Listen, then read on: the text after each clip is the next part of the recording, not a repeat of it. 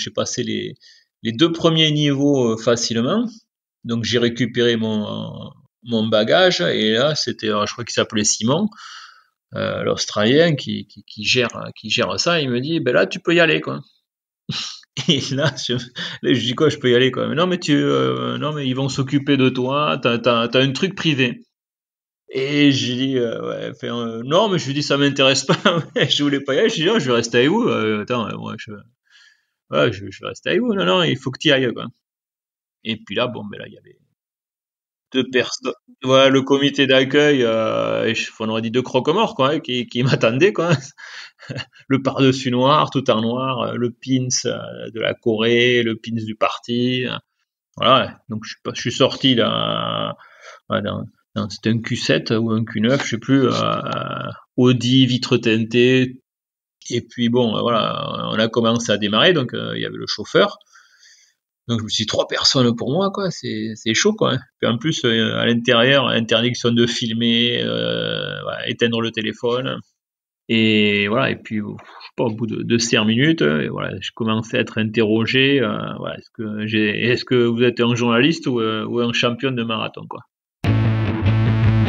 Bonjour à tous, je suis Guillaume Lalu et je suis ravi de vous retrouver dans ce nouvel épisode de Course épique. Pour commencer, un rapide mais très sincère merci à tous pour vos encouragements et vos retours enthousiastes sur les derniers épisodes du podcast.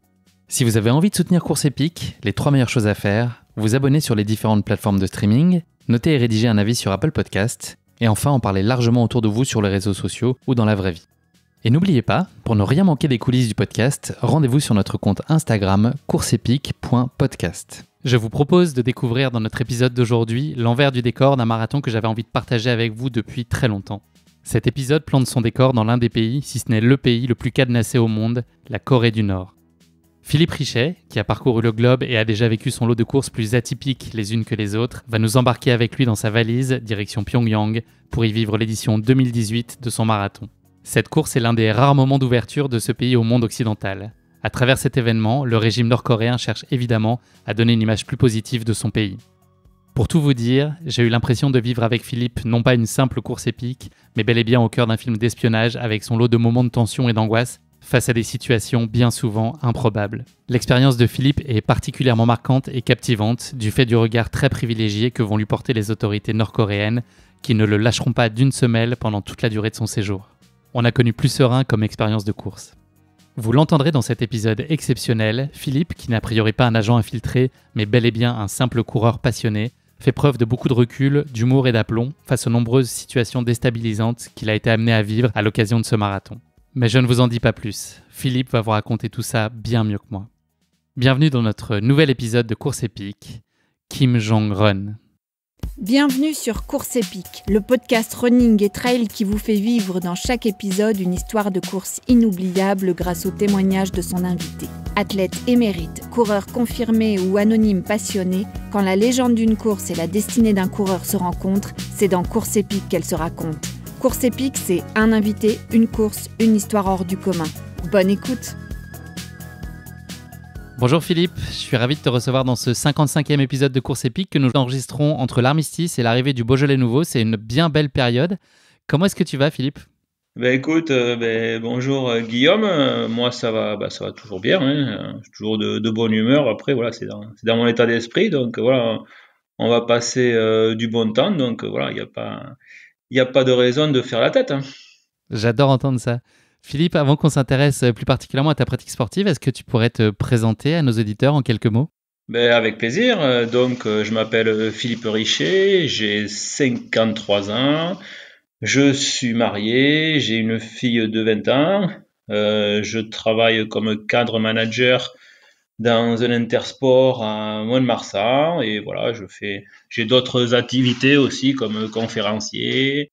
J'écris, voilà, je suis sur une BD, voilà, je suis quelqu'un qui est multifonction. Multicasquette, multifonction. Philippe, est-ce que tu pourrais nous parler de ta relation au sport lorsque tu étais enfant puis ado ? Quelle place tenait le sport dans tes plus jeunes années ? Est-ce que tu étais déjà sportif ? Alors oui, j'ai toujours adoré le sport.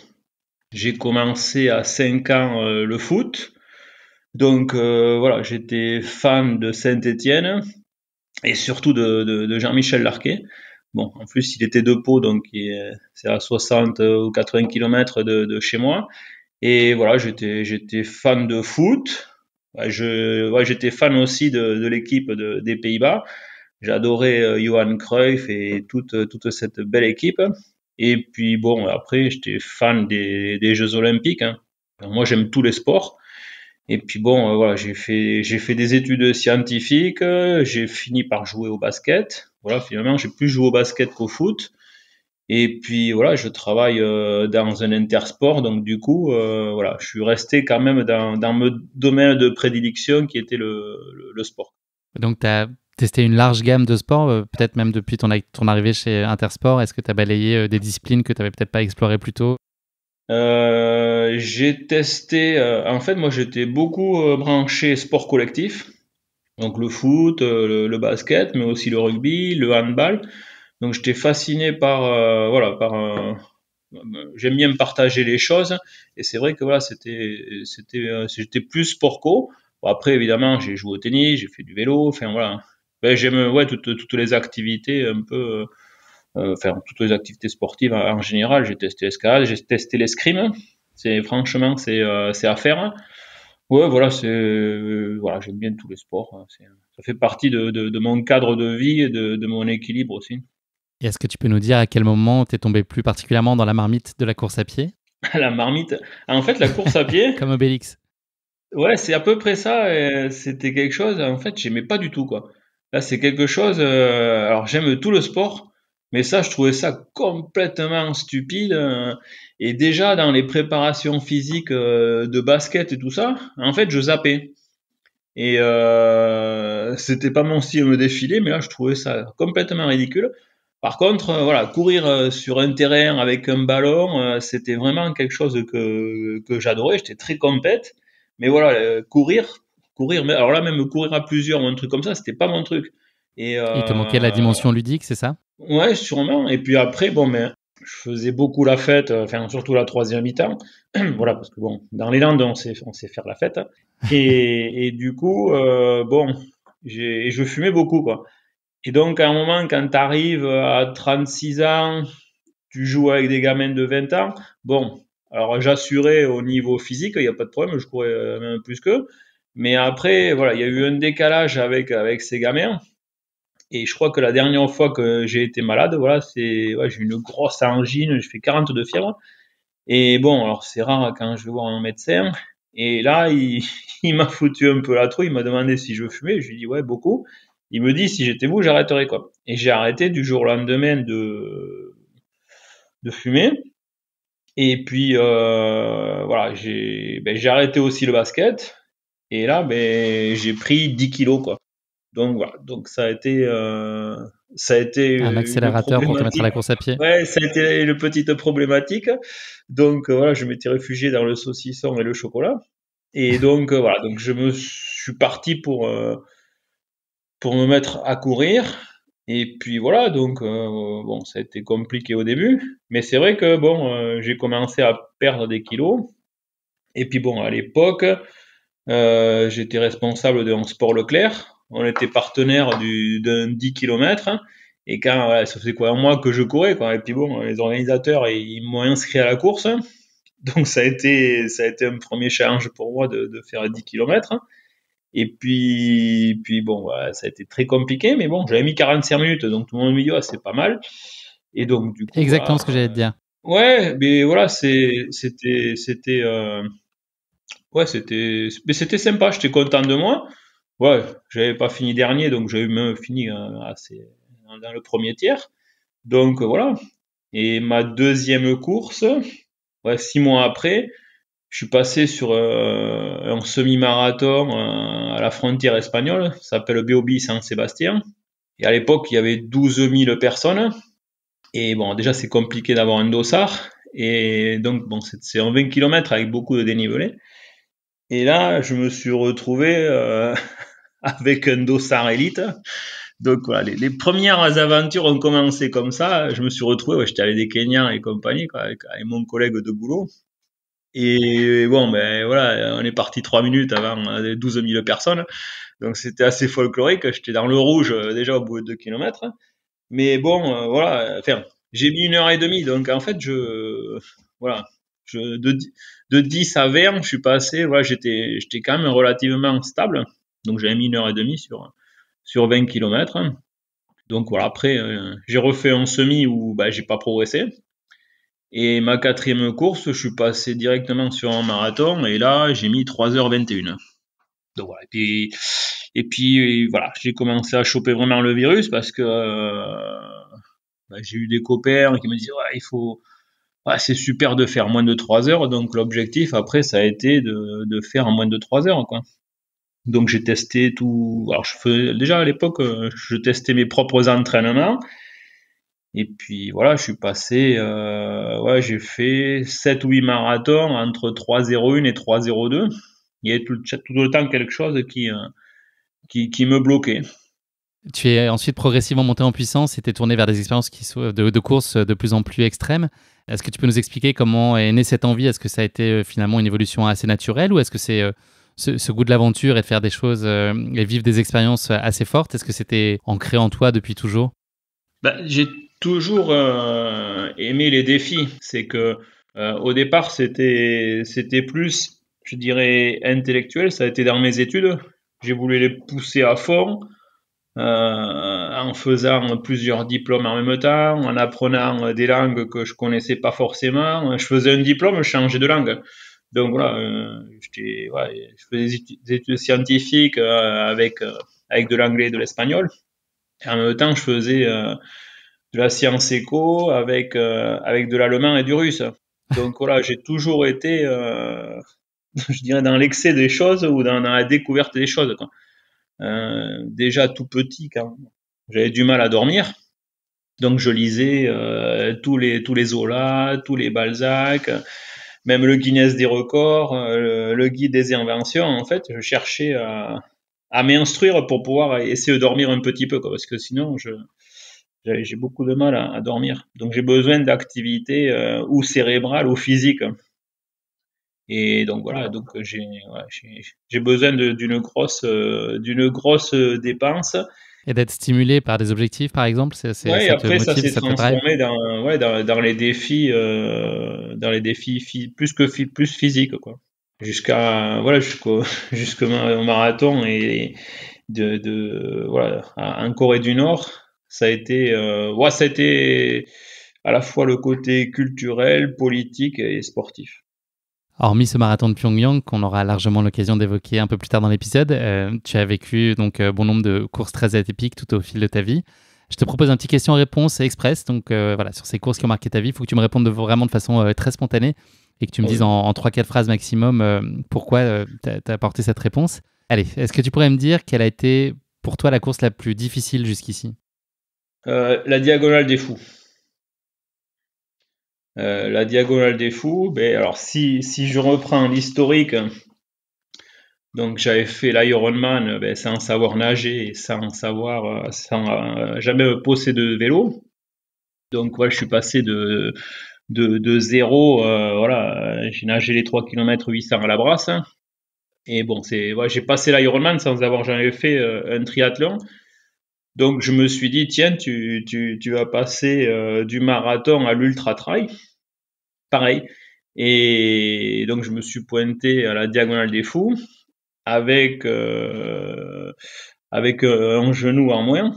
Donc voilà, je suis allé 2 fois m'entraîner en montagne. Et ouais, j'ai souffert. C'est passé, mais bon, là, j'ai vraiment souffert, quoi. Voilà, pour moi, voilà, ça fait partie des choses, voilà, où j'ai appris qu'il fallait s'entraîner pour faire des choses, quoi. Est-ce que tu peux me parler de ta course la plus surprenante? La plus surprenante, là, c'est pour le coup, c'est Pyongyang, c'est la Corée du Nord, ça. Ah, celle-là, Ça tombe bien. ouais, c'est la plus surprenante. Ça, je pense que celle-là, c'est, pour le coup, je valide. La course sur laquelle tu as connu la plus grosse défaillance? La plus grosse défaillance, ça a été sur le 90 km du Mont Blanc. Et en même temps, sur le Red Bull Element, sur le relais, là, la montée de la Tournette, j'ai eu un coup de moins bien, mais terrible, quoi. Et là, Qui je faisais s'expliquait du comment? C'était surplace. quoi T'as pu identifier la cause? Ah ben oui, c'est que je mange pas et je bois pas. Le problème, c'est que voilà, enfin, alors pour le coup, si on part du Mont Blanc, j'y suis allé sans entraînement, donc je me suis dit bon, 90 km, ça va passer quoi. Et ben, déjà au bout de kilomètres, ça commence à être terrible, donc la journée, elle a été très très longue. Et sur le Red Bull Element, pareil, voilà, levé à 4 heures du matin, je suis parti à 10 heures, donc j'avais mangé à 4 heures, mais bon, il y a eu quand même presque 2 heures de course, et ben, j'avais rien à manger, rien à boire. Hein. Et là, pour le coup, ben, un coup de fringale terrible, quoi. J'étais bien, j'étais dans les 10 premiers, et puis bon, les 4 derniers kilomètres, quoi, j'ai dû voir passer une centaine de personnes, comme j'étais scotché sur la pente. Hein. Et pourquoi t'avais rien à manger, à boire? C'est un choix ou c'est un sujet Ouais, je d'organisation? suis comme ça, moi. Ouais, ben disons que voilà, c'est dans mon truc. Ouais, ouais. J'aime bien être. C'est-à-dire que j'ai tellement fait des courses comme le marathon des sables où j'avais 13 kilos sur le dos que maintenant j'essaye d'être le plus minimaliste possible. Et puis bon, voilà, si je peux éviter d'avoir un sac et compagnie, ouais, j'aime bien voilà, courir en toute liberté, quoi. La course la plus éblouissante que tu aies faite, en tout cas celle qui t'en a mis le plus plein les yeux? Alors, il y en a deux. Il y en a une, c'est en Australie, ça s'appelle The Track, c'est en 120 km. Et après, c'est le trail de la muraille de Chine. Je crois que celui-là, c'est peut-être la plus belle course que j'ai faite.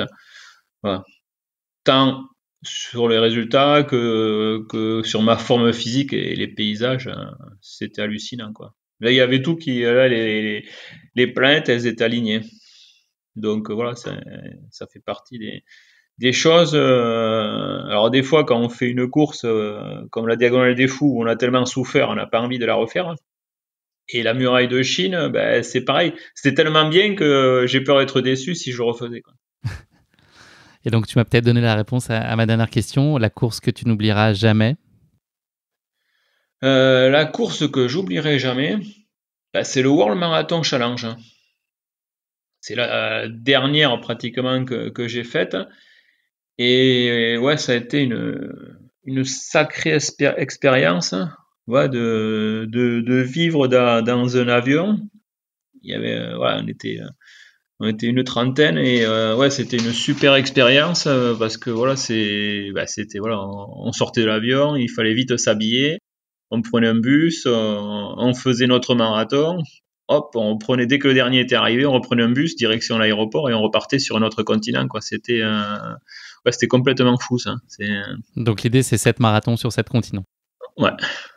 Et notamment un marathon sur le pôle Nord, c'est ça? Antarctique. Antarctique, d'accord. Antarctique, ouais. Mais j'ai fait aussi le pôle Nord.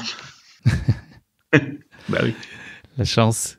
Philippe, on l'a vu, il y a pas mal de diversité dans les courses auxquelles tu aimes prendre le départ. Est-ce que tu peux nous parler des principaux critères pour choisir ces courses? Qu'est-ce qui va emporter la décision et te donner envie de l'ajouter à Ouais, ton le calendrier de premier, course?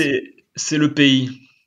C'est le pays. Voilà, il y a des pays que j'avais envie de découvrir. Donc, ben, quand il y a une course, ben, c'est l'opportunité. Donc voilà, j'avais envie d'aller en Chine. Et alors, j'aurais pu faire le marathon de Pékin ou un truc comme ça, mais voilà, j'avais envie d'aller sur cette muraille de Chine parce que bon, c'est magique.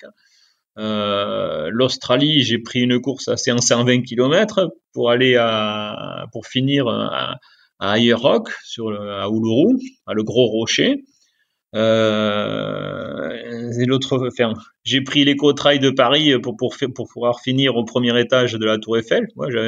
J'essaye donc des fois ça fait partie des choses où voilà, c'est plus d'aller dans un endroit et de courir.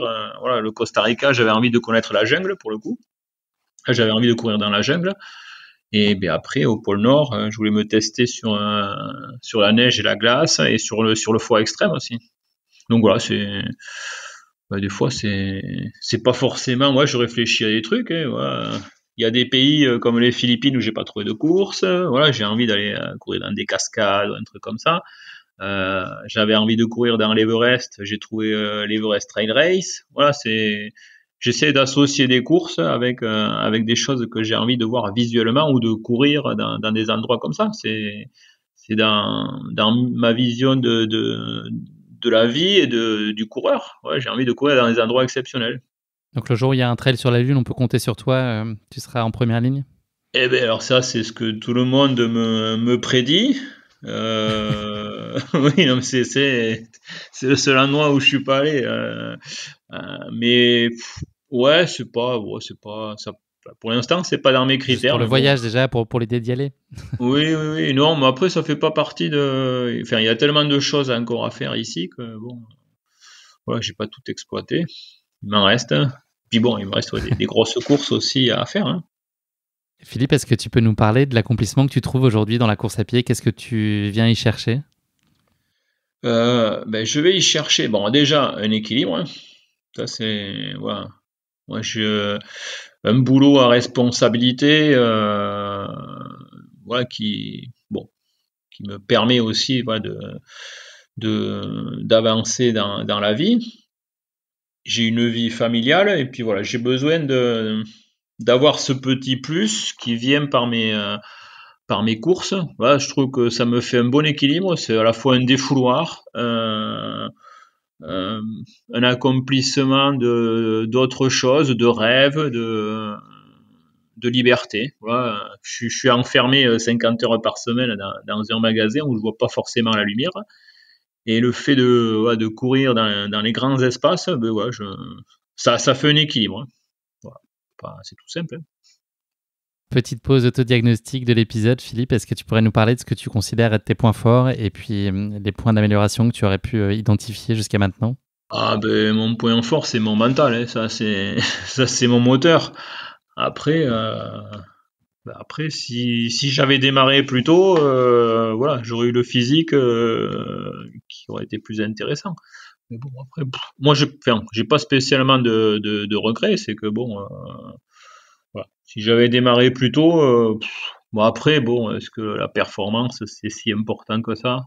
Voilà.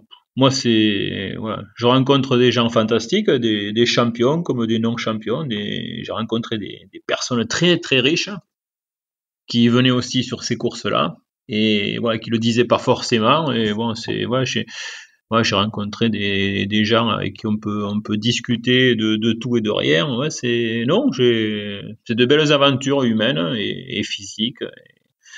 Voilà, c'est ça. Voilà, pas de regrets C'est particuliers. l'essentiel.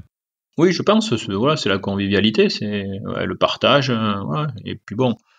Le petit cocorico aussi, voilà, parce qu'on a tellement de clichés avec les Français, donc j'essaie de montrer que bon, on n'est pas forcément râleur, qu'on peut être fair-play, qu'on peut être aussi intéressant comme en tant que personne. Hein. Merci beaucoup pour cette présentation. Pour continuer à en savoir encore un peu plus sur toi, je te propose de passer à notre rubrique de la basket qui ne sera pas nord-coréenne, mais bel et bien chinoise aujourd'hui, même si la tentation est grande. Première question de cette basket chinoise, si tu étais un personnage fictif, qui serait-il et pourquoi? En fait, ça serait plutôt Sherlock Holmes. D'accord. Ouais, ça Il a marqué ton enfance? Non, c'est que en fait, j'adore les énigmes, disons que dans mes défis, j'essaye d'aller chercher voilà, toute une logique. Ouais, j'ai un enseignement scientifique. Donc j'essaie de tout rapporter aux maths, d'être observateur. Voilà, disons que sur mes courses, le moindre paramètre peut des fois me coûter la vie. Donc j'essaie de tout rendre un peu scientifique, logique. Et donc ouais, j'aime bien le côté Sherlock Holmes, d'être ce côté observateur, d'anticiper. Voilà, j'aime bien ce personnage. Est-ce que tu as un Dr Watson à côté de toi? Eh ben, j'en ai plein de Dr Watson maintenant. C'est ça qui est bien, c'est que avant j'étais vraiment tout seul dans mes trucs et en fait les gens, justement avec des interviews comme ça, avec des passages dans les magazines, en fait les gens ils se rendent compte que voilà c'est chouette ce que je fais, ce que je raconte, voilà, que je me prends pas la tête et que voilà, j'essaye de rendre accessible aussi des choses qui peuvent paraître compliquées. Quand j'ai fait le Spartathlon 250 km, quand je suis revenu au magasin, ben il y a les filles qui me disaient ouais, maintenant on est foutu, on est obligé d'essayer de faire au moins 5 km. Donc ça déclenche des envies aussi, quoi. Donc c'est un peu le but aussi. Deuxième question de cette basket chinoise, si tu étais un animal, lequel choisirais-tu? Un kangourou. Un kangourou parce que Pour j'adore souvenir de ta sauter. course en Australie? Aussi, ouais, en fait, j'étais parti aussi en Australie pour voir les kangourous. Je trouve que alors j'ai des grands pieds, donc bon, et puis bon, voilà, j'ai fait partie de la génération de Jordan aussi. Donc voilà, donc si on voit mes photos sur Instagram, je fais mes petits sauts et voilà, j'aime bien cet animal qui est rapide, qui se laisse pas faire parce que bon, il a du caractère aussi et quand il est capable d'aller castagner aussi. Donc voilà. Ça te ressemble bien. Ouais, j'aime bien le kangourou.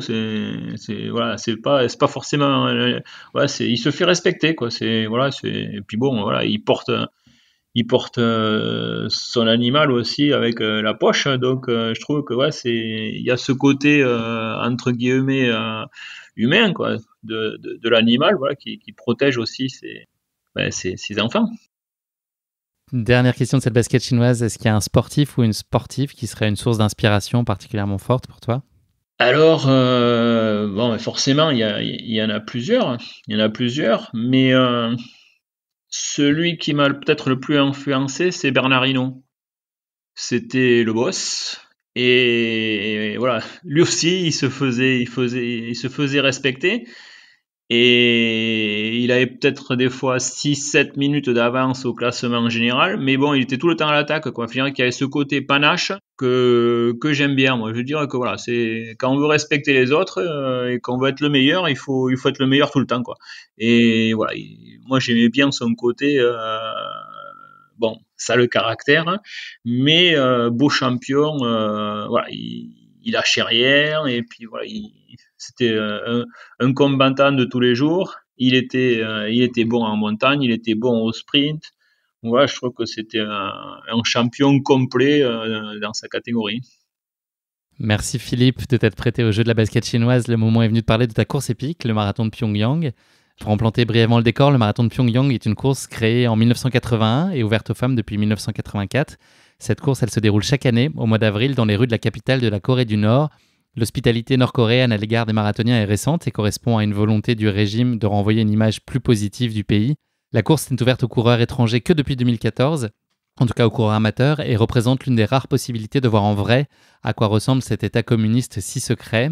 Le voyage sur place n'est possible que par l'intermédiaire d'agents spécialisés et rigoureusement encadrés par l'État nord-coréen. Ce marathon, c'est l'événement qui draine chaque année le plus de touristes occidentaux dans ce qui est très probablement le pays le plus cadenassé au monde, avec habituellement seulement 5000 visiteurs étrangers par an, si l'on exclut les touristes chinois. La course prend son départ et se termine au Kim Il-sung Stadium, désolé pour la prononciation, qui compte environ 50 000 places assises. Mon coréen est pas au top, surtout mon nord-coréen. Les élites et amateurs prennent le départ au même endroit et à la même heure, et les trois formats de course proposés, le 10 km, le semi et le marathon, démarrent simultanément.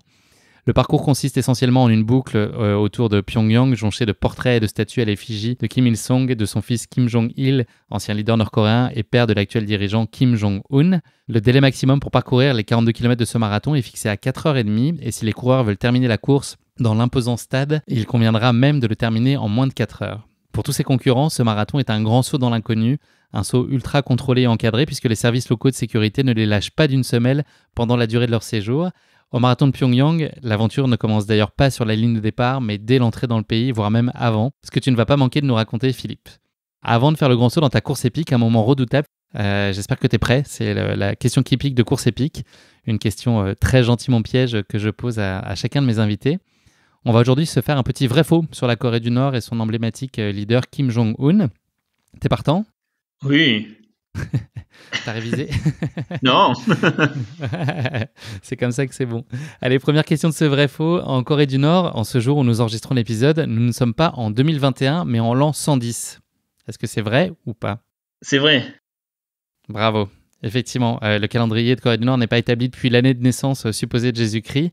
Le calendrier Juche, c'est son nom, a été promulgué en Corée du Nord en juillet 97 et est entré en application 2 mois plus tard. Il fait débuter le compte des années en 1912, année de naissance du fondateur de la Corée du Nord, Kim Il-sung, mort 3 ans plus tôt, et qui institua ainsi l'ère des Kim.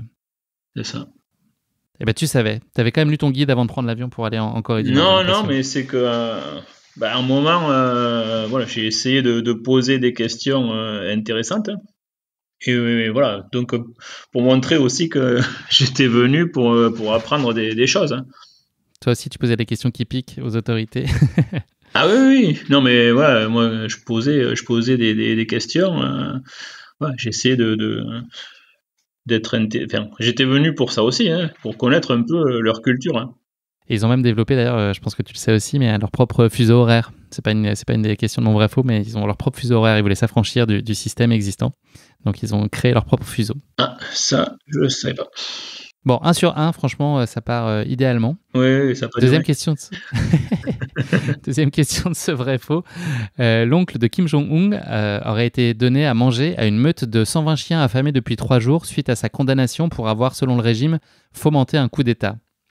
Alors, je crois bluff ou c'est pas bluff, ça? Je crois que c'est vrai, mais j'ai un doute sur les chiens. Je ne sais pas si c'est pas des cochons. Alors, écoute, a priori, alors c'est toujours un peu incertain, mais globalement, on pense qu'il est bien mort pour trahison, l'oncle de Kim Jong-un, mais c'est vraisemblablement en raison d'une exécution par balle et non d'un meurtre digne de Game of Thrones. C'est ce qu'a révélé en tout cas le Washington Post. Cette rumeur, elle serait a priori issue de la blague d'un humoriste qui aurait été lancé sur Weibo, qui est le Twitter chinois. Donc voilà, on a connu une blague de meilleur goût, c'est le cas de le dire, mais a priori c'est du bluff. D'accord. Je pense qu'on s'est tous dit que c'était possible quand même. 1 sur 2. Moi, je pense que tu vas finir en beauté et tu vas réussir à trouver la deuxième bonne réponse. Troisième et dernière question donc de ce vrai-faux. Kim Jong-il est un grand fan de sport. De basket. Il l'était. Ouais. Comme toi, ça vous fait un point commun. C'est ça. C'est le seul. Non, mais c'est qu'en plus, j'ai rigolé, quoi. Quand on m'a dit ça, qu'il était super basketteur et tout ça m'a fait rire. Je dis, mais pourquoi? Parce que bon, alors, il appelle le chef suprême ou le général suprême. Mais je dis, mais il a pas le physique, pourquoi dire qu'il peut aimer le basket, mais en tant que pratiquant, je dis, il va pas jouer en NBA, quoi. Donc voilà, je sais que ça m'a fait beaucoup rire quand la guide m'a dit ça, quoi. Ouais, ils avaient fait venir Dennis Rodman, l'un des partenaires de non, mais Michael Jordan pour un match après on d'exhibition. peut aimer le basket, mais de là en faire un super champion, parce que c'est vrai, me le vendait un peu comme ça, quoi. Ouais. Et ben moi, c'est un peu le sens de ma question. Donc c'est un grand fan de sport à 16 heures, mais c'est aussi le meilleur golfeur du monde. Est-ce que c'est vrai ou c'est faux? Ouais, c'est faux. Mais non, c'est vrai. En tout cas, selon les autorités coréennes. En 2004, à l'occasion d'une compétition de golf qui opposait des joueurs du Sud et du Nord, les médias de Pyongyang ont révélé que leur cher leader était sans doute le meilleur joueur que la Terre ait porté. Ils n'exagèrent pas du tout sur les termes. Lors de ses premiers pas sur un parcours de golf, figure-toi que Kim Jong-il aurait réussi plusieurs trous en 1. Et lors d'une autre partie, il a réussi 5 trous en 1, terminant à 38 en dessous du par. Donc, je ne sais pas si tu joues un petit peu au golf, mais jouer moins 38 au golf, c'est quelque chose qui est, on peut le dire, impossible. Mais visiblement, ça n'allait pas pour Kim Jong-il. Donc, malheureusement, c'est une mauvaise réponse. C'était vraiment le meilleur golfeur du monde. Tu vois, je pense que Tiger Woods, c'est un apprenti golfeur. Mais voilà, c'est le meilleur basketteur du monde, donc j'aurais dû foncer dans le golf aussi, quoi. Heureusement qu'il n'a pas fait le marathon en même temps que toi, parce qu'il aurait sûrement gagné la course, à mon avis. Oui, bon, après les Coréens, ils font des chronos stratosphériques, mais bon, la légende dit qu'ils ne font pas 42 km, donc voilà, ils ont un petit parcours à eux où ils coupent, quoi.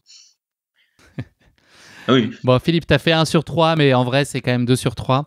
Ça en est fini de notre question qui pique, et au vu de tes résultats, j'ai quand même envie de te décorer d'une médaille du mérite. Tu t'en es quand même bien sorti, c'était pas très simple.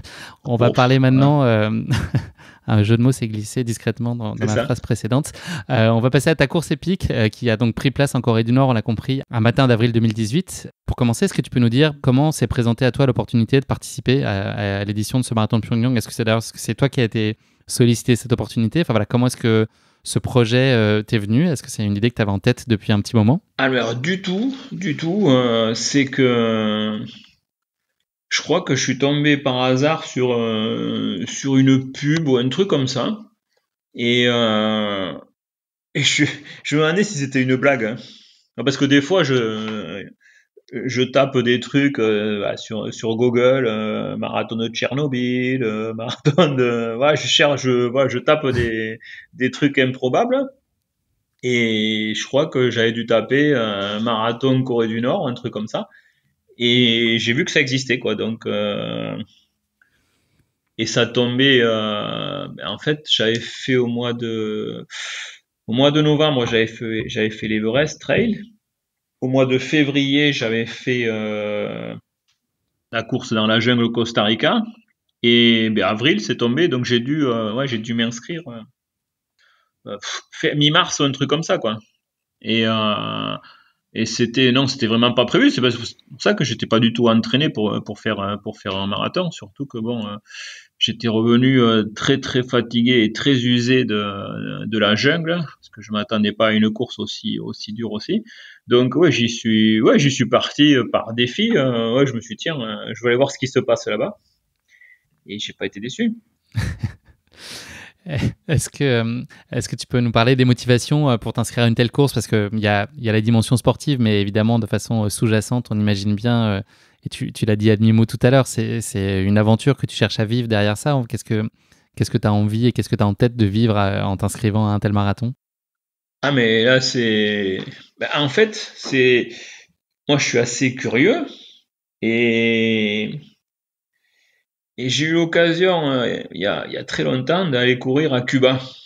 Et donc c'était un peu pareil. J'avais vu la propagande et tout, c'était énorme. Et je suis allé courir dans des endroits où et, j'ai réussi en disant je vais courir, je suis français et tout ça. Donc j'ai passé des barrières, je suis rentré dans des trucs interdits à Cuba. Et tous les jours, en fait, j'avais sympathisé avec les soldats. Ils me voyaient arriver de loin, ils m'ouvraient la barrière. Et voilà, j'allais dans des marinas et tout ça qui étaient totalement interdites aux étrangers. Et donc, je me suis dit, tiens, je l'ai fait à Cuba. Et voilà, j'aime bien aller m'immiscer dans les pays, aller voir un peu quoi. Voilà, j'essaye de. Voilà, le jour où je suis allé à New York, une demi-heure après, j'étais New-Yorkais, quoi. Donc j'essaye de m'adapter de suite à l'endroit où je suis. Et là, je me suis dit, tiens, tu vas aller en Corée du Nord. Voilà, c'était tout le monde m'a pris pour un fou, pour un truc. Mais puis une fois, mais c'était le marathon, c'était vraiment accessoire, quoi. C'était, je voulais voir comment ça se passait, si c'était la Libye. Si c'était vrai que c'était chaud, quoi. Est-ce que tu avais en tête à ce moment-là le cadre et les prérequis d'une telle course, ou est-ce que c'était un choix, une décision assez impulsive? Est-ce que après, à contre-coup, en mettant le nez un peu plus en détail dans les contraintes administratives, est-ce que ça impliquait la situation du pays? Est-ce que ça a été une source quelconque de préoccupation pour toi ou d'inquiétude? Non, c'est qu'à un moment, quand j'ai décidé quelque chose, je fonce, quoi. C'est mon premier choix compte. Donc je me suis dit, tiens, tu vas là-bas, et puis voilà. Donc après, la machine est en route, et donc c'est après je suis parti. Hein. Rien ne peut t'arrêter. Non, voilà, c'est une fois que j'ai décidé, que non. Après, c'est au fur et à mesure que je découvre les choses.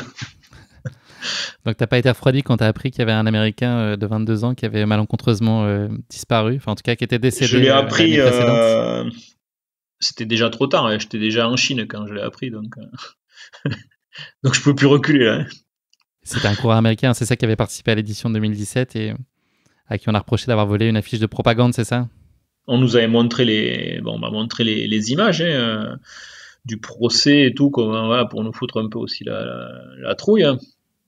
Mais donc il était. Alors, j'ai la version des Coréens, hein, donc il était alcoolisé, donc il avait déchiré une affiche du leader suprême. Donc il a été condamné, alors, je crois que c'était à perpétuité ou un truc comme ça. Je crois que c'est 15 ans de travaux forcés, ce qui est déjà pas mal. Ouais, ou un truc comme ça, enfin, c'était colossal, quoi. et donc, il y a eu une négociation avec les États-Unis. Et en fait, il était très, très, très diminué et malade. Et en fait, quand il est mort, quoi. Donc, quand ils ont fait le transfert, alors, je sais pas s'il était mort avant ou juste après, mais bon, voilà, il est jamais revenu, grosso modo, de la Corée, quoi. Hein. Donc ça, ouais, ça calme. Hein. Mais ça calme, on se dit, voilà, il va falloir, ça va être chaud patate là. Mais quand même, j'y vais. Ah oui, mais j'y étais. Enfin, j'y étais. Je partais le lendemain, donc oui, j'avais pas reculé. En termes de préparation, tu nous l'as dit, donc tu sortais d'une course assez éprouvante et tu as pris la décision tardivement. Tu es quand même dans des bonnes dispositions physiques et psychologiques malgré tout. Si on parle vraiment de la dimension sportive, tu te sens plutôt dans les bonnes Physiquement, conditions. j'avais pas fait de préparation. Non, j'y suis allé. Ouais, j'y suis allé. Bon, suite à 42 km à faire. Bon, ça a passé. Mais bon, voilà, c'était. Non, j'étais pas. Bon, je sais que ça allait passer, donc voilà. J'étais plus parti pour 3h45 ou 4h. Voilà, je me suis dit, tu vas le faire. Hein. Et puis voilà, c'était juste pour partager, voilà, pour entrer et voir un peu comment ce pays était fichu, quoi. Tant politiquement qu'économiquement, qu'au niveau de l'architecture. Hein. Ouais, j'avais envie de voir un peu comment c'était fichu. Ton départ, il s'annonce comme un long chemin de croix, puisque avant même que tu réussisses à embarquer pour Pékin, tu as déjà vécu des épreuves, en quelque sorte, et des moments un peu périlleux, ça promettait déjà. Ouais, déjà, il y avait des mouvements de grève, donc à Air France. Donc au départ de Bordeaux, je crois que j'avais mon vol à 10h. J'étais obligé de prendre un celui de 9h parce que celui de 10h était annulé. Et j'avais mon vol après à 17h pour Pékin. Et donc, j'arrivais jamais déjà à m'enregistrer. Et puis quand on a pu s'enregistrer, et voilà, c'est le premier truc, c'est que moi, on voulait pas de moi parce que voilà, j'avais pas fait un visa normal, je dirais, pour la Chine. J'ai voulu prendre le plan 48 heures, donc il nécessite rien. Il faut juste dire que voilà, j'avais une nuit d'hôtel, il fallait justifier d'une nuit d'hôtel, mais il fallait montrer que voilà, j'avais que j'étais juste en transit pour partir, donc sur la Corée du Nord, quoi. Sauf que j'avais pas mes billets d'avion pour la Corée du Nord, donc la personne ne trouvait aucun vol, et j'avais une photocopie, une face de mon semblant de visa, quoi. Donc bon, ça aurait pu être un faux, c'était pareil, quoi. Donc la première personne qui enregistre, donc elle m'a mis sur le côté, elle a appelé son chef. Son chef, il a dit, ben ouais, moi j'ai jamais vu quelqu'un qui était allé en Corée du Nord, donc là ça devient problématique. Donc c'est parti directement à la directrice de l'agence. Et heureusement, moi je suis quelqu'un de bien organisé, donc j'avais gardé tous les mails, toutes les pièces jointes, j'avais tout imprimé, j'avais mon beau dossier. Et bon, elle m'a écouté, elle me dit, ouais, mais ça va pas être possible. J'ai dit, ça va pas être possible. Attends, j'ai montré qu'elle avait bien en marathon et tout. Donc là, elle a tout faxé à l'ambassade de Chine. Donc je sais pas, j'ai attendu 3/4 d'heure facilement. J'étais en nage, je transpirais, quoi. Et puis bon, puis on m'a appelé pour me dire que c'était bon. Donc elle m'a expliqué que bon, j'aurais pu partir en Chine, mais j'aurais été refoulé par les autorités chinoises et ça coûte extrêmement cher en fait d'expulser quelqu'un, quoi. Il aurait fallu qu'on me retrouve en vol et compagnie. Donc là elle m'a dit c'est bon, voilà. Donc premier problème réglé. ouais, mais bon quand je suis arrivé en Chine, l'administratif a été très long. Je crois que j'ai passé 1h30 pour rentrer officiellement dans le pays. Et ensuite, un jeu de piste qui a commencé pour toi. Voilà. Alors après c'est surnaturel, quoi. Quand je dis que j'aime Sherlock Holmes, donc j'avais des photos, donc il fallait que je me rende en taxi dans un marché. Le taxi pouvait pas m'amener à l'endroit, donc ça j'ai pas trop compris pourquoi. Mais l'endroit, c'était l'agence organisatrice voilà, du c'était déplacement. l'agence où je vais aller chercher mon dossard et le fameux briefing de 2 heures. Hein. Et donc à partir du marché, donc j'avais le marché en photo. Donc après, j'avais un magasin de disques en photo, donc c'était sur la gauche, je me rappelle, 50 mètres à gauche. Après, il y avait un magasin de fringues 150 mètres à droite, et puis après, c'était le deuxième bâtiment, donc j'avais la photo du bâtiment et tout ça, quoi.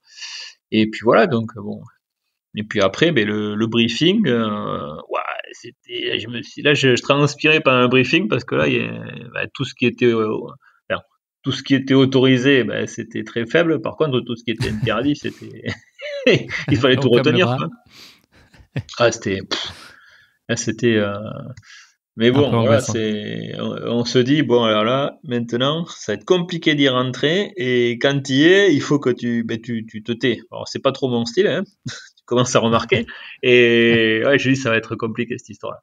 Et ouais, ouais, là, on se dit, bon, là, c'est là où j'ai pris toute la dimension de la chose, parce que là, il fallait passer tous les rideaux de sécurité. Et puis voilà, bon, après, bon, une fois qu'on est rentré dans l'avion, c'était assez rigolo, parce que déjà, il y avait les fameux hommes en noir, les observateurs, hein, ils passaient, voilà.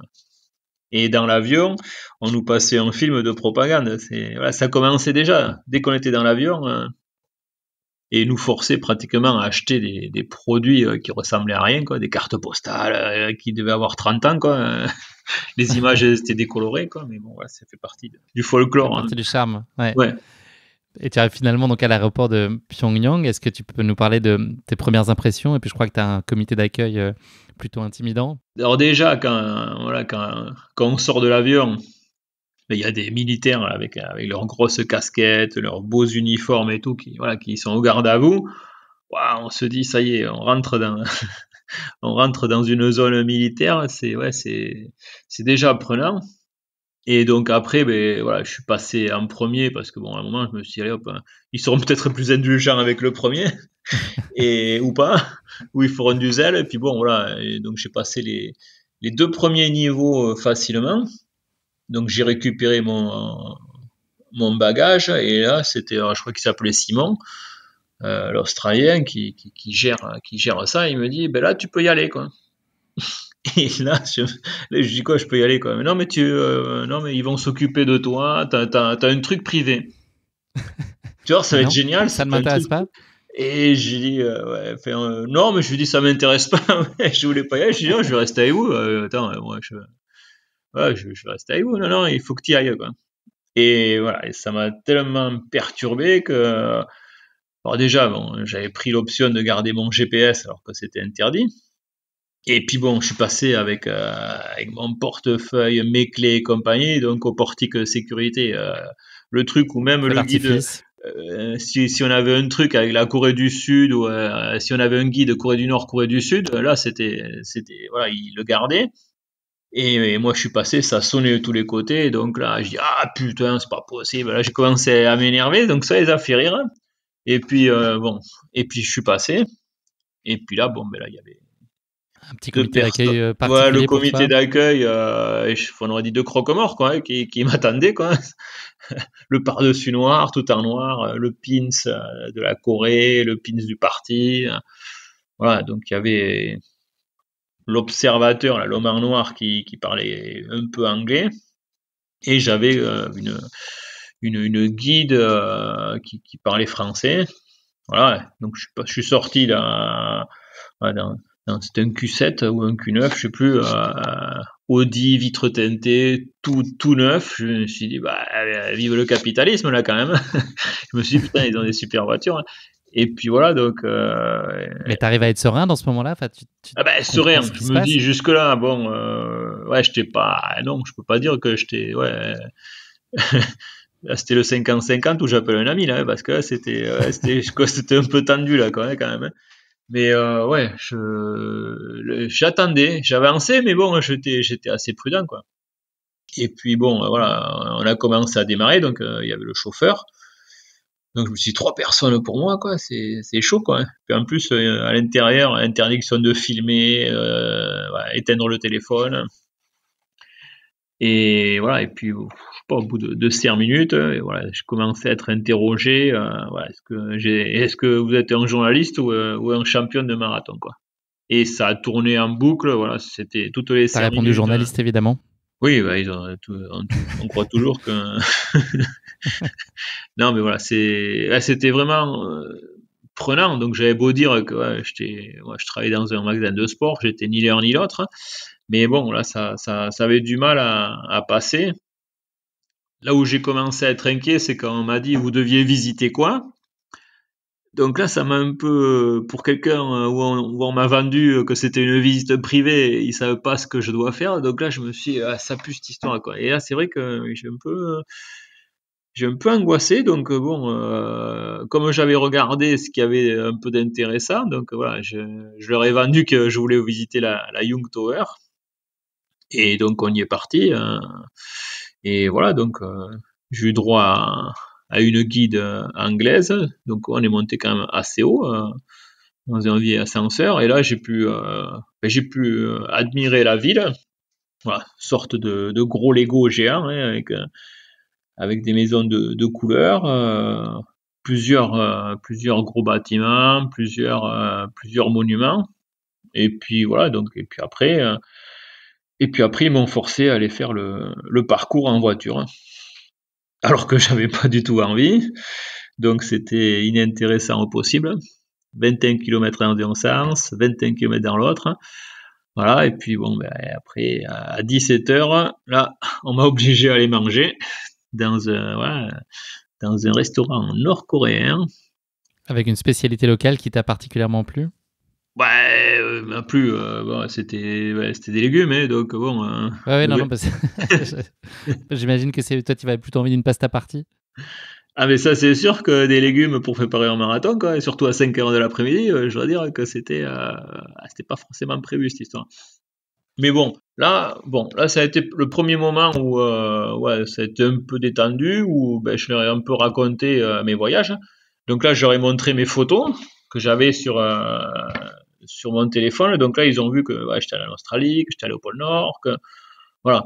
Et donc après, on a commencé à parler. Et quand ils ont vu les photos de la muraille de Chine, donc là, ils ont commencé à me dire que, pourquoi la muraille de Chine avait été créée, parce que les Nord-Coréens avaient des super chevaux volants à l'époque, et donc ils foutaient la trouille aux Chinois qui avaient monté la muraille de Chine, quoi. Et donc après, on a essayé de parler un peu politique aussi, que Kim Jong-un était parti pour la première fois en Chine. Donc voilà, et puis bon, et à droite à gauche, il y avait des télés qui montraient, non pas qui jouent au golf, je suis désolé, mais bon, qui visitaient des fermes et tout, voilà, c'était le sauveur du pays, hein. À ce moment-là, tu es toujours à l'écart du groupe ou vous êtes Ah oui, tous oui, je je suis totalement à l'écart du groupe. Et après, ils m'ont ramené donc dans un hôtel qui est sur une île, donc il n'y a qu'une entrée et qu'une sortie. Et là, c'était pour tout le monde pareil. Il fallait pas sortir 100 mètres plus loin que l'hôtel. Voilà. Donc moi, je me suis retrouvé au 36e étage. Donc je devais dormir normalement avec quelqu'un. Ben là, j'avais une suite. Là, pour le coup, j'étais bien, hein, franchement.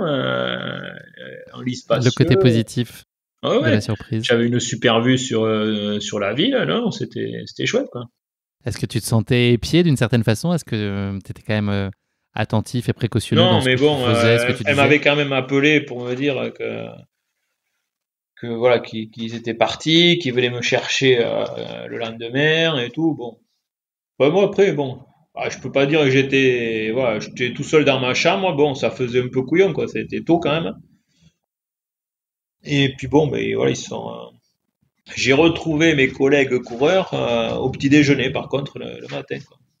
Et donc là, tout le monde se demandait qui j'étais, quoi. C'est toi qui es dans l'Audi et tout. Ben ouais, mon pauvre, quoi. Donc bon. Donc ouais, je faisais plus pitié qu'autre chose, mais bon, je faisais avec.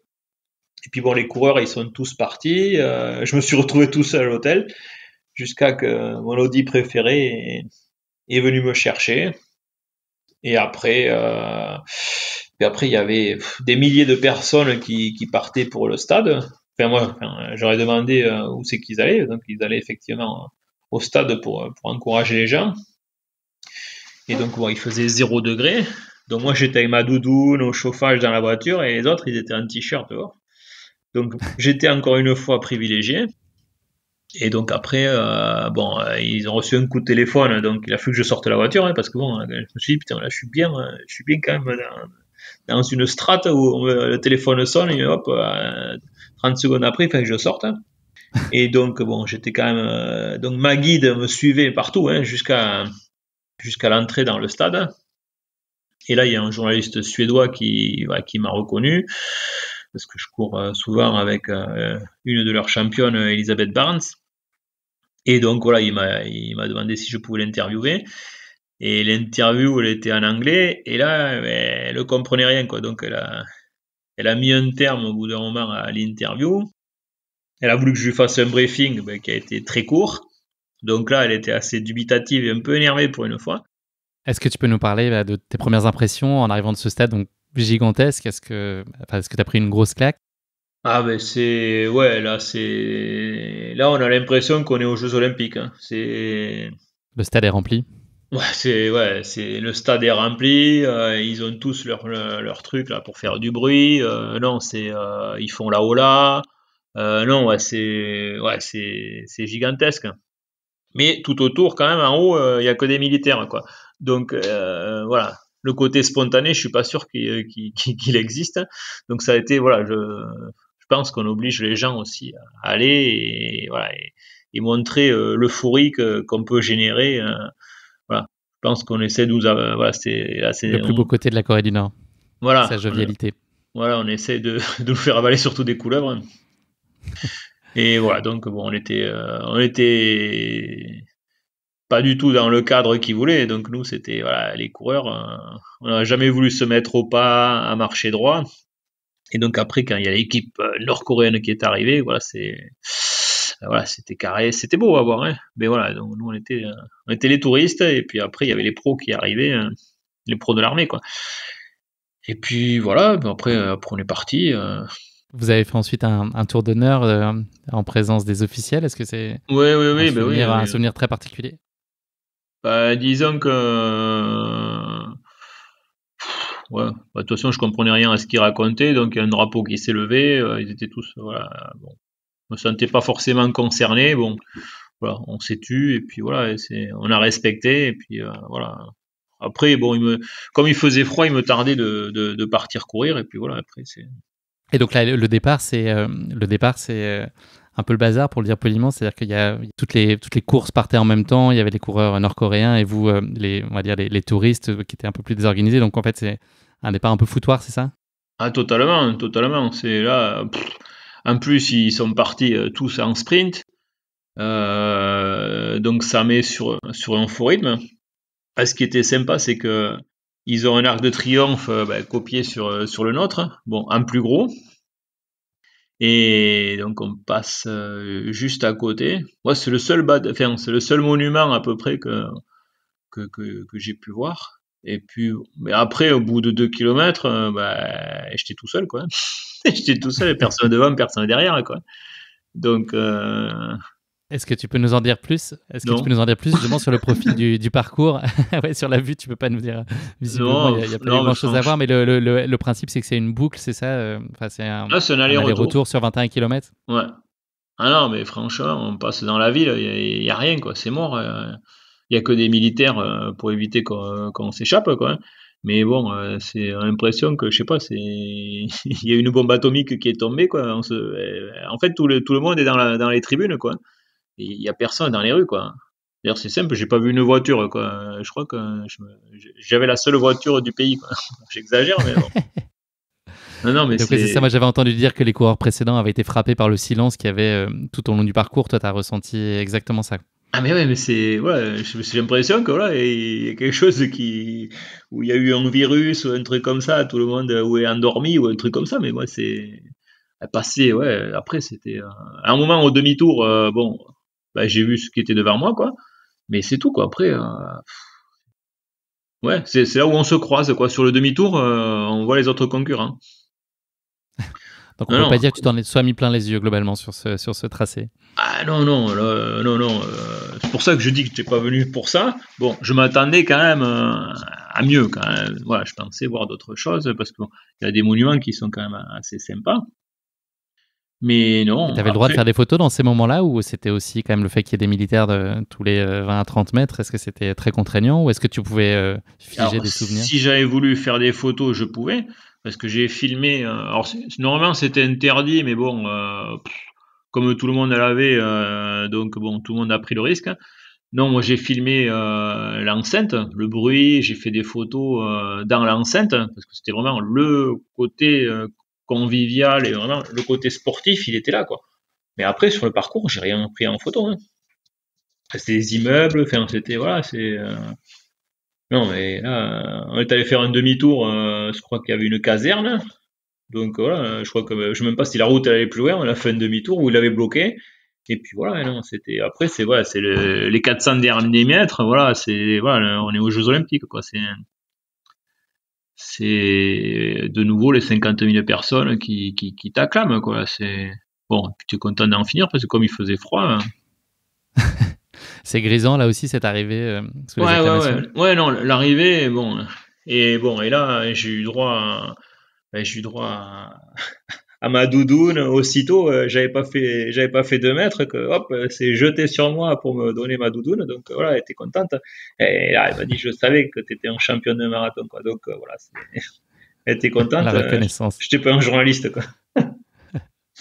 Est-ce que ce moment de course, justement, est-ce que tu as l'impression que c'est ton vrai seul moment de liberté et pas trop contraint de ton séjour? Là, c'est 3h23 de course que tu as passé sur le bitume nord-coréen. En fait, je l'ai pas calculé, ça. Je sais pas, non, j'étais dans ma course, je réfléchissais, je faisais plutôt un bilan, ouais, peut-être, ouais, je me dis, bon, putain, comment ça va se finir cette histoire? J'étais plus, non, j'étais pas trop focalisé sur la liberté ou un truc comme ça, non, ouais, je me dis, allez, hop, il faut que, dépêche-toi de finir, qu'on passe à autre chose, et là, je pensais à rentrer, quoi, surtout, quoi. Et donc, toi, Philippe, tu as un rituel à l'arrivée des courses habituellement avec le drapeau français. Mais là, ça n'a pas été exactement possible. Non, ça faisait partie des choses où ils voulaient pas qu'on. J'ai pu sortir le béret, j'ai pu faire des photos avec le béret, mais elle me l'a fortement déconseillé de sortir mon drapeau bleu, blanc, rouge, quoi. Et franchement, d'habitude, je fais mon rebelle, mais là, je l'ai pas sorti. Je l'ai pas sorti. Et bon, et après, je crois que personne l'a sorti. Je crois que c'était trop. Voilà, quand ils disent non, déjà Joueur, les mais pas trop. téléphones, ouais, j'ai pas voulu trop jouer quand même, parce que bon, j'étais quand même sous autosurveillance. J'aurais pas été sous autosurveillance, parce que j'aurais tenté, je sais pas, mais bon. Mais non. Après, je m'étais motivé pour rester soft. Voilà. Donc il neigeait un petit peu, donc j'avais un peu de neige sur mon béret là, avec derrière l'Arc de Triomphe. Mais non, j'ai pas joué avec le drapeau. Je l'avais amené, hein, mais je l'ai pas sorti. Et donc, tes deux camarades là, qui t'ont accompagné pendant la totalité de ton séjour nord-coréen, ils ont changé d'attitude, ce que tu commences à dire. Ça les a détendus de voir que tu étais là pour, en tout cas, pas pour des mauvaises raisons à leur sens. Oui, à partir de là, j'ai été le roi du pétrole. Donc là, j'ai eu droit à des visites que les étrangers n'ont pas le droit de faire, hein, notamment les grandes statues que je voulais faire à la veille. Il m'avait dit que c'était impossible, et puis bon, voilà. Donc, et puis c'est moi qui ai décidé aussi à partir de là, parce qu'il me dit on va les manger. Je dis non, je vais aller me doucher. Non, on va les manger. Je dis non, on va aller se doucher de suite. Hein.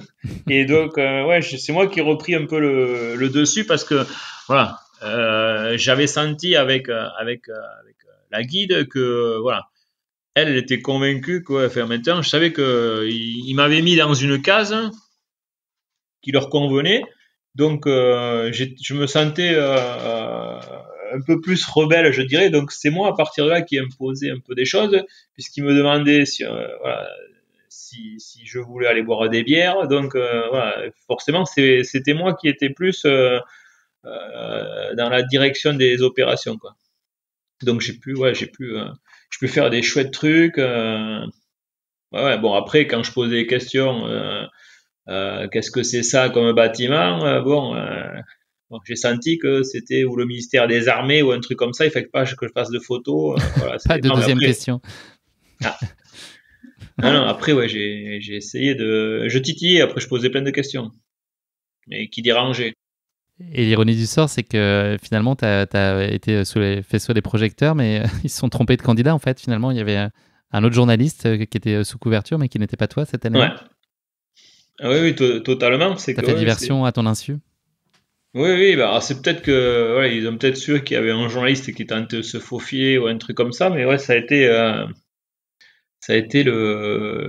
la grosse, bah, c'est ce que j'ai appris après, moi, hein. C'est 2 ou 3 mois après que j'ai appris ça, hein. Parce que quand, bah, je crois que c'est quelqu'un de l'Express ou un truc comme ça qui m'avait appelé pour me dire, ben moi, j'étais en couverture, et en fait, voilà, c'est toi qui as un peu morflé pour moi, quoi. Ah oui, il s'est fait passer pour un prof de français, quoi. Ouais, Mais toi, tu as eu l'Audi et tu as été bien au chaud avant le départ de la course. C'est aussi une oui, belle récompense. après, globalement, ça a été plus, allez, 5-6 premières heures qui ont été difficiles. Mais c'était surtout les interrogatoires, là. Je dis, putain, il faut que je recommence. Et c'était ça qui était terrible. Ouais, ça fait partie des, ouais, ça, enfin, voilà, j'étais obligé à chaque fois de répéter, et je me suis dit, attends, là, t'as intérêt à sortir tout le temps la même version, quoi. Et pas lâcher, quoi. Donc là, je me motivais, là, je me coachais mentalement pour me dire, dis pas autre chose que, voilà, reste toujours sur la même truc. Donc, ils posent les mêmes questions, tu donnes les mêmes réponses, quoi. Là, je me conditionnais, hein. Est-ce que ce marathon-là, a posteriori, et quand tu y repenses aujourd'hui, est-ce qu'il a été à la hauteur de tes attentes et conforme à l'idée que tu t'en faisais? Bah, disons que je suis content d'être rentré et sorti, quoi, hein, surtout. Non, non, j'ai vécu une expérience. Voilà, ça a été, voilà, j'aurais été peut-être avec le groupe ou un truc comme ça aurait été différent, ça aurait été peut-être plus festif ou un truc comme ça. Mais là, bon, ouais, c'est ce côté incroyable, quoi, où je me suis retrouvé dans un truc bah, que je maîtrisais pas trop à un moment, et voilà, que j'ai subi, voilà, et j'ai réussi à m'en sortir, je dirais sportivement, quoi, parce que bon, voilà, c'est en faisant un chrono pas trop minable, en étant bien classé. Bon, voilà, j'ai pu, voilà, j'ai pu me sortir de ce, de ce traquenard, quoi, hein. Est-ce qu'il y a une image que tu retiens aujourd'hui plus particulièrement de cette expérience à Pyongyang? Ah ben oui, le selfie là avec les deux statues, parce que là c'est le truc totalement interdit, et la photo qui est faite par un membre du parti, quoi, un observateur, le mec voilà, qui fait des parties des services secrets ou un truc comme ça, qui était vraiment droit dans ses bottes, à tout respecter, et puis ouais, et puis par en vrille, quoi. Donc c'est ça qui est bon. Et puis en plus, quand il était sous, quoi, il m'a raconté un peu, voilà, Est-ce que toutes tu as des les nouvelles de modalités lui du pays, récemment quoi. ou il a disparu de la carte depuis 3 ans? Ah mais je sais pas, parce qu'après il y a Non, non, zéro j'imagine. contact. Après il y a zéro contact, hein. Ouais, je les ai perdus, si ça se trouve. Il est parti dans un camp, hein. Est-ce que c'est une course que tu envisages de refaire un jour? Chose Non. qu'on t'a d'ailleurs proposé, ou Ouais. t'es passé à autre chose et il faut le faire une fois et ça suffit? Non, non, c'est fait. Voilà, c'est pas, ouais, je conseille pas spécialement aux gens d'aller là-bas, quoi, hein. Parce que bon, enfin, les autres ont rien vu, hein. Enfin, ils ont fait du shopping, et l'après-midi du marathon, ils sont allés dans un parc aquatique, hein. Donc voilà, je pense pas que les gens aient vu. Je crois que j'en ai vu plus qu'eux, mais voilà, après.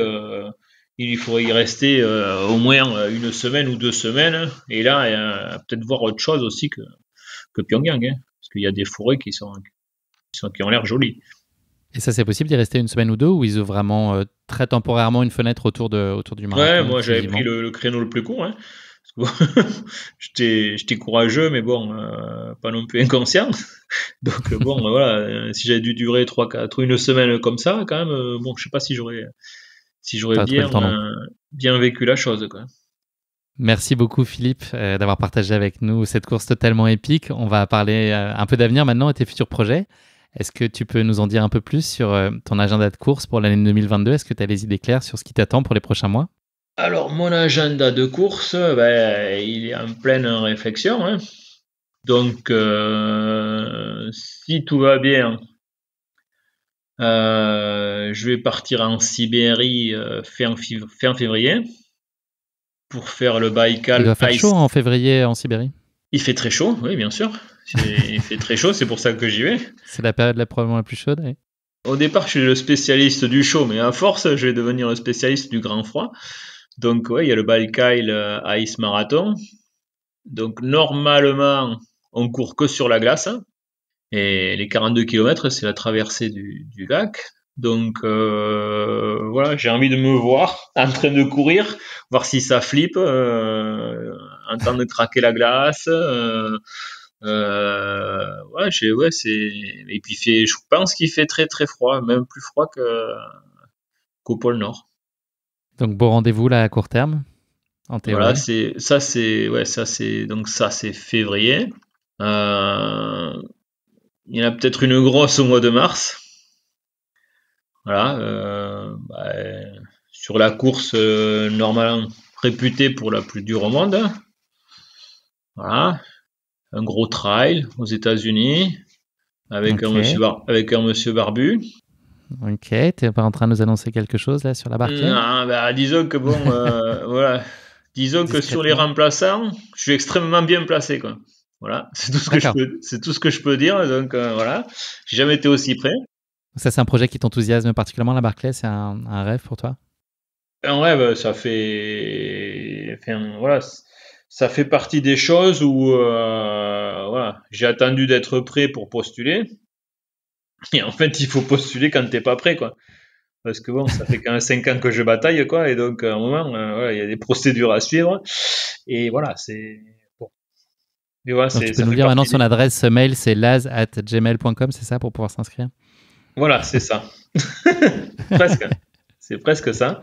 Mais voilà, donc ça fait partie des choses. Ouais, c'est le côté Sherlock Holmes aussi. C'est chercher des livres. C'est plus que courir. Donc voilà, c'est.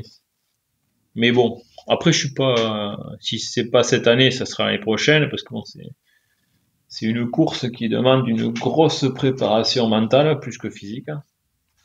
Et voilà, j'ai mon entraînement dans la tête depuis 5 ans, donc après ouais, le moment viendra. C'est tester si c'est bien ou pas, quoi. Et puis après, il y a un marathon sur l'île de Pâques.